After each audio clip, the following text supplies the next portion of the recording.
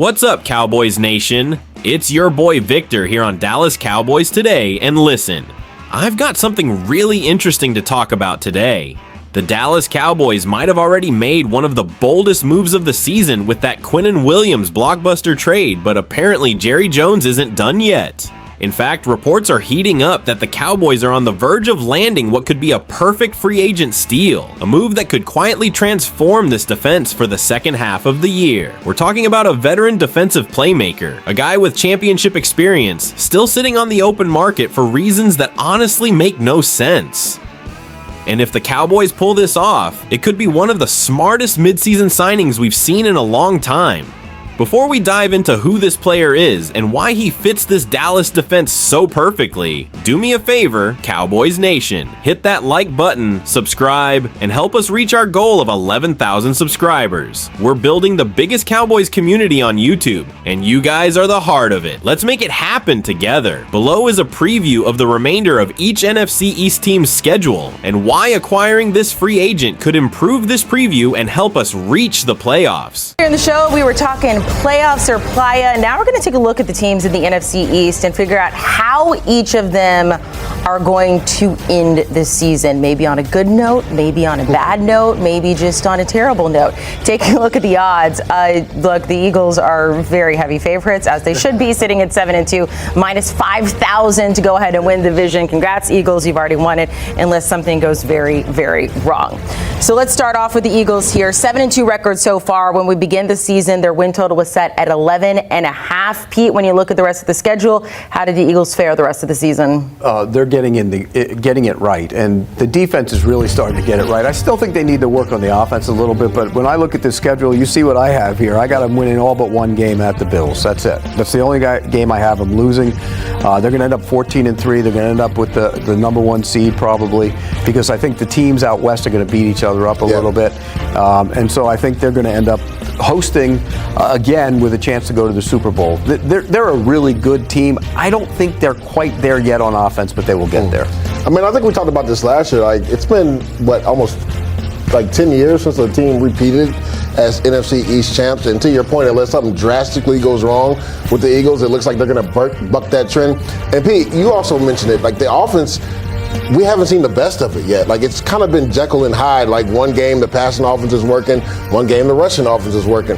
And now A.J. Brown is coming out again on streams and saying he's upset about his participation in the offense. But the biggest thing for me, their defense struggled in the beginning of the year. It's starting to come around.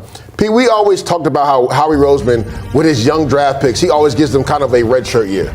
And we talked about how they lost a few people, like Josh Sweat, Milton Williams. The defensive line wasn't playing as well. Well, you know why that was? They didn't have the depth. Now they have the depth. Now you see Jalen Hunt start making some plays. You trade for Jalen Phillips, and you see the impact he made in the game. You bring back the wily vet, Brandon Graham, and also Nolan Smith comes back healthy. Moro Ojamo makes a big-time play, calling it out on 4th and 1, the inside zone play, and they stop the Packers to essentially win that game. And then Jalen Carter's just almost impossible to block one-on-one. So I think that's been the biggest thing. When you look at this defense, there has been some woes when you talk about that third corner and them consistently getting to the quarterback. They finally have that depth, and that will help the secondary as well, because if the quarterback can't hold the football, he has to speed up his clock. The ball has to come out. Pete, when you look at the offense, so are you concerned when it comes to one play calling into the offensive line, because they just cannot stay healthy? I think they're one of those teams that they don't really know what they want to do this year. They've always known what they wanted to do with Barkley in the lineup, but he's in the lineup and they're still not giving him the football or taking shots down the field. If I were A.J. Brown, I'd be upset too. I want the ball. Get A.J. Brown the ball down the field. I think this is a real pattern in the NFL right now of teams being so scared to throw the damn ball down the field. And when you look at the Eagles, they look like they're one of those teams that don't necessarily want to throw the ball down the field. If I were A.J. Brown and Devontae Smith, I want the ball. That's how they got their one touchdown during that last game. Deep throw down the middle of the field. And the interesting thing, this is a business. People will say, you're 72, you shouldn't be complaining. Well, the way A.J. Brown gets paid is to catch the football. Pete, you've been in this business. If things continue to trend in this direction, you don't think the Eagles next year are going to come to him and be like, hey, you're making this amount of money, but look at your stats. Like, they're going to ask him to take a pay cut, and it's not going to be his fault because he's not getting the ball. To your point, anytime you're a competitor, you want to be a part of the offense. You want to be the solution of why the offense turns around. And it seems like he essentially has to lose it on the sideline, and then the next week they'll come out and they'll feature him. Why don't you feature him every week? Like, I don't get. He should be getting 8 targets minimum a game. Yep. By the way, every wide receiver in the league would rather have 9 catches for 120 yards and 2 touchdowns and lose than have 2 and 22 and win. Okay. I guarantee. That's how they get paid. I understand. Let's go to the Cowboys. They're sitting at 3-5-1 right now. They're coming off the loss to the Cardinals. They had a bye week. They made some trades. They now have Quinnen Williams. They did go through a tragedy as a team. It is going to be very interesting to see how this team comes back this week. Pete, where do you stand with the Cowboys and the rest of the season? And they're getting guys back. Overshawn's coming back. The linebacker was a really good player. Now he's coming off a major injury, so we'll see how he is. Ravel, the corner's going to... Hopefully Diggs comes back too. So you're getting guys back, but I just don't see them with this schedule making a run. I mean, when I look at it, I think they're going to lose the Eagles, Chiefs, and Lions all in a row, and that ends their season right there and sends them on vacation. I don't think they're good enough, but I do like the stuff that they're doing to get Quinnen Williams and bring those young players back. You know, Ravel's going to be a starting quarterback for that corner for them, and Overshawn's a good player, so get them ready for next year. I think they make a mini run.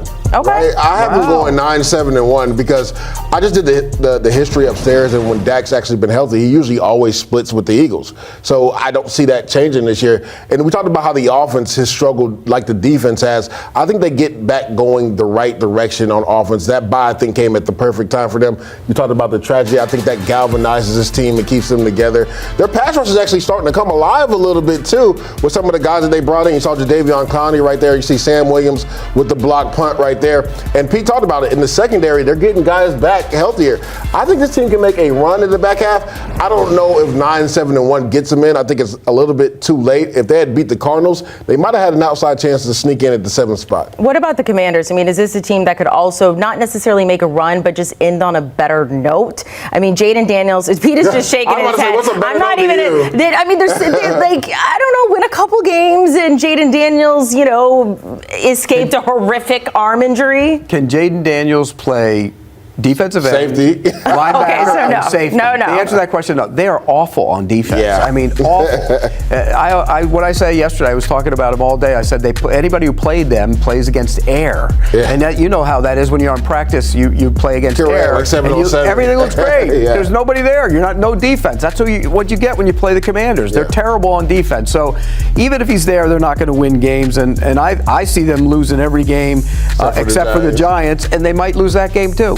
Jameis is playing, they might lose. They could lose every one of those games going forward. And it's amazing to go from what they were, which kind of tells you that last year was kind of a little bit of a fluke. It was all Jaden. Well, that shows you how important Jaden Daniels is. Yeah, but even if he's healthy this year, this team isn't winning games. Because the defense is so bad. Which is crazy because they made improvements in the secondary and they were going to be more of a blitz-heavy team because they don't have the subsequent pass rushers to get after the quarterback.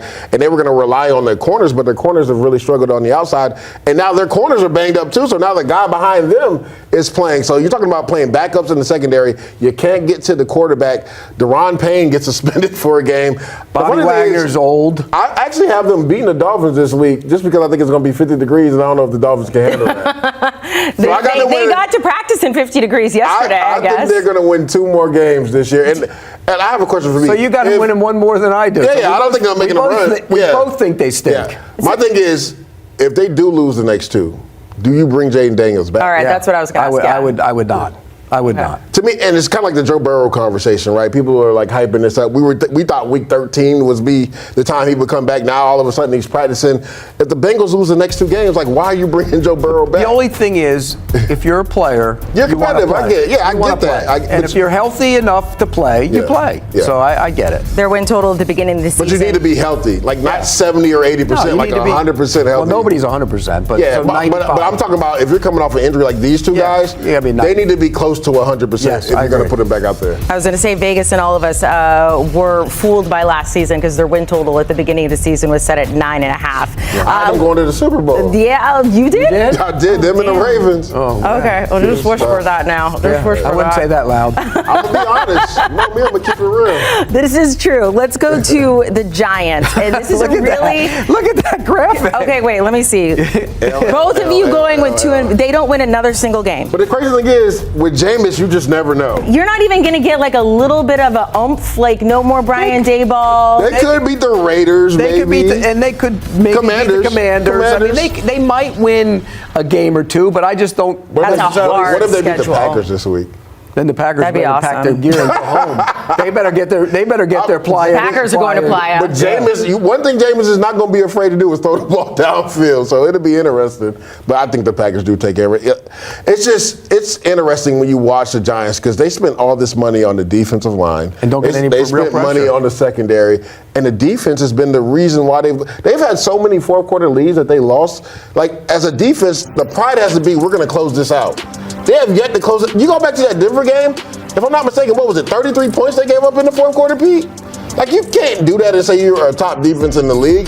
And Jackson Dart has given them a spark. Now he needs to learn how to slide, right? Because you are the face of the franchise. To show how important you are, the time you went down in the game versus the Eagles, the coach got fined because he went to the blue tent just to make sure you was all right to come back in. That was my question. Where do we stand on Jackson Dart? Because, I mean, look, we're about halfway through the season, a little bit more.